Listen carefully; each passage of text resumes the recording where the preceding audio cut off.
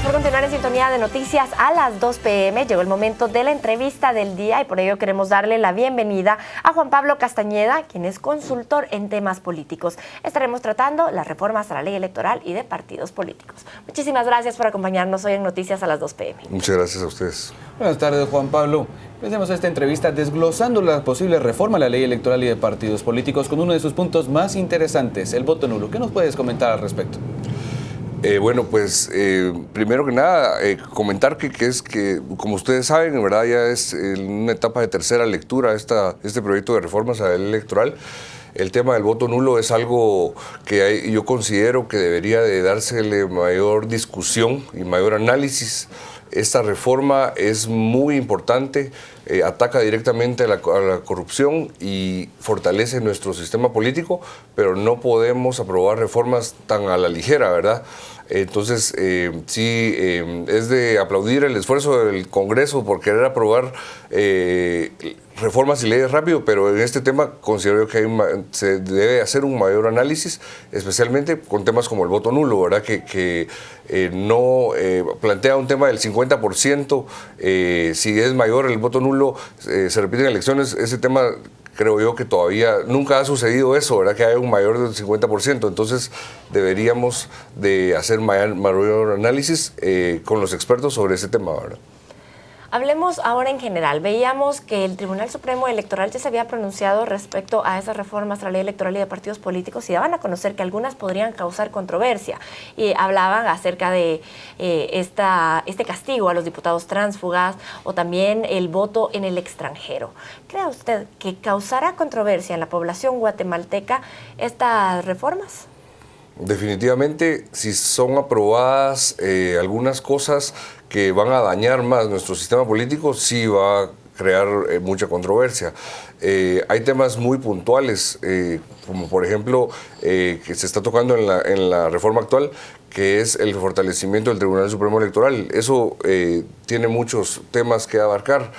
El fortalecimiento del Tribunal Supremo Electoral sí se tiene que tocar, pero también antes de hacer esto tiene que trabajarse en su gobernanza interna, por ejemplo, para ver temas de autoridad, de independencia, de eficiencia, ¿verdad? Porque todos sabemos de que al tener un Tribunal Supremo Electoral más fortalecido, va a contar con normas que puedan sancionar a los partidos políticos, por ejemplo, que rebasen el techo establecido de gasto de campaña, ¿verdad? En financiamiento. Vemos ahí las campañas multimillonarias. Un Tribunal Supremo Electoral con más dientes, como dicen, podría sancionar verdaderamente a los dirigentes e incluso cancelar partidos, ¿verdad? Pero, como les digo, no solo haciendo la reforma vamos a tener un Tribunal Supremo Electoral más fortalecido. Tenemos que trabajar antes en la gobernanza interna del Tribunal Supremo Electoral. Y eso nos va a llevar mucho más tiempo y mucha más discusión, ¿verdad? Por decirles un ejemplo. Pero sí, hay otros temas, ¿verdad? Hay temas también como el tema de la democratización de los partidos. Eso es algo bueno que llevan las reformas actuales.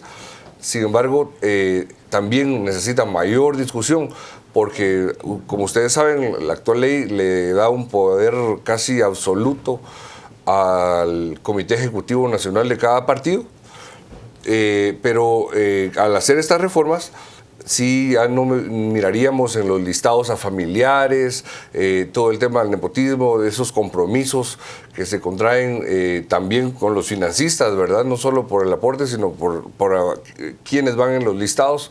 Entonces, eso es algo bueno de las reformas actuales. Sin embargo, hay que ver un poco temas más profundos de eso para que no genere la controversia que usted nos comentaba, ¿verdad?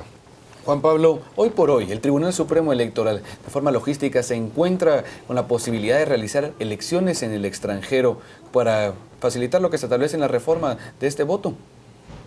Pues habría que, no me atrevería a decir un sí o un no tajante, pero sí considero yo que deberíamos, antes de hacer reformas responsables, analizadas, consensuadas, para poder darle ya esa otra atribución al Tribunal Supremo Electoral.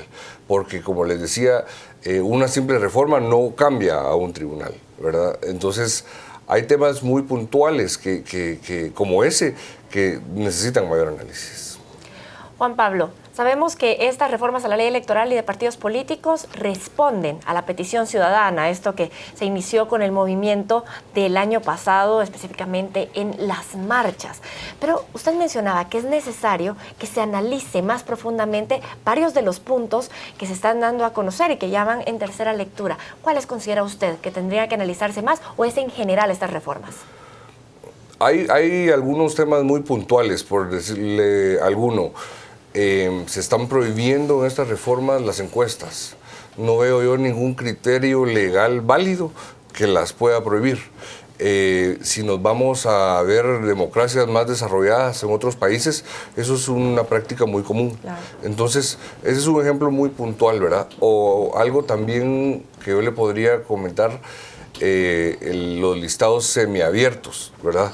Eso es otro tema que no se está tomando en cuenta y es muy importante. ¿Por qué?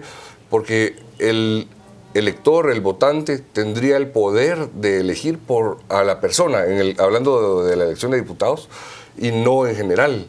Normalmente, pues tal vez consideramos que hay una persona idónea para estar en el Congreso de la República y votamos por ese listado por una persona, pero realmente metimos al Congreso a un montón que no eran los idóneos para estar ahí.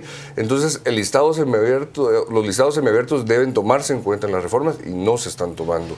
Y eso sería una reforma que nos permitiría avanzar mucho como país, ¿verdad?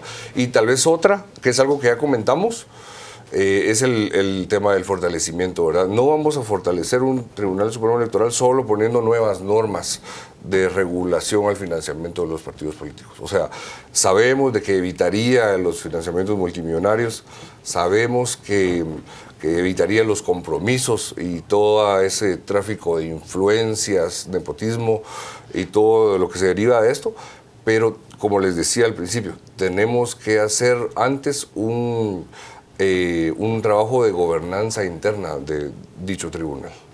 Juan Pablo, hemos hablado del voto nulo, del financiamiento, del voto en el extranjero, de los listados semiabiertos o cerrados para diputados del Congreso de la República, pero hay un tema que ha generado controversia en las reformas a la ley electoral y este es el tema de las cuotas. ¿Son las cuotas el medio adecuado para generar una acción afirmativa y permitir la mayor participación de mujeres en la política? Como le respondí anteriormente, creo yo que es importante hablar de cuotas, definitivamente. Hay que generar mayor participación política, pero también equitativa del hombre y de la mujer. Pero para eso tenemos también que ver mayor participación de la mujer en los partidos políticos. Si nos vamos a ver personas que estén integrando los comités ejecutivos de los partidos, vamos a ver siempre que hay en su mayoría hombres. O sea, sí es importante dar participación, mayor participación a mujeres, pero también es importante ver gente más activa. En la nueva legislatura podemos ver que hay mayor participación de la mujer y es algo muy importante. No sé si las cuotas resolverían la participación de la mujer. Como le digo, es un tema que sí, no se debería de aprobar tan ágilmente como lo pretenden hacer actualmente los diputados. Hay que aprobar las reformas definitivamente, pero hay que hacer un mayor análisis. Eso es lo que yo le puedo decir específicamente por este tema, porque hay muchas leyes o reformas que se pueden aprobar más a la ligera, pero no esta. Esto es crucial. Esto es algo que nos afecta o nos beneficia. Y de nada sirve aprobar reformas que después tenemos que hacer nuevas reformas, ¿verdad? Claro, Juan Pablo, para finalizar muy brevemente, teniendo en cuenta todo lo que usted nos ha mencionado a lo largo de esta entrevista y que hay que realizar un análisis más profundo, ¿qué debería de pasar entonces en el Congreso de la República, según usted, con estas reformas a la ley electoral y de partidos políticos? Pues considero yo que en la etapa que está actualmente en la tercera, ya pasó la tercera lectura y que viene el tema de análisis artículo por artículo, todavía tenemos la oportunidad para hacer algunos cambios en temas puntuales como los que ya mencionamos y también mayor apertura de los señores congresistas, entre ellos mismos, ¿verdad? Que lo discutan en el Pleno, que lo discutan a lo interno en sus bancadas, para poder llevarlo a discusión, poner temas puntuales sobre la mesa y aprobar reformas que realmente beneficien al país. Efectivamente, Juan Pablo, y es que vemos cómo se desarrolla esta batalla en el Congreso de la República. Claro, Diego, muchísimas gracias, Juan Pablo, por acompañarnos hoy. Nos hemos quedado sin tiempo. Pero tiene usted entonces un panorama de lo que está sucediendo con estas reformas a la ley electoral y de partidos políticos que desde ya podrían estar causando controversia en la sociedad guatemalteca. Efectivamente, Carolina, tendremos muchas noticias de lo que ocurra con estas reformas, pero es momento de conocer la información deportiva en el ámbito nacional e internacional de los deportes con Luis Solares.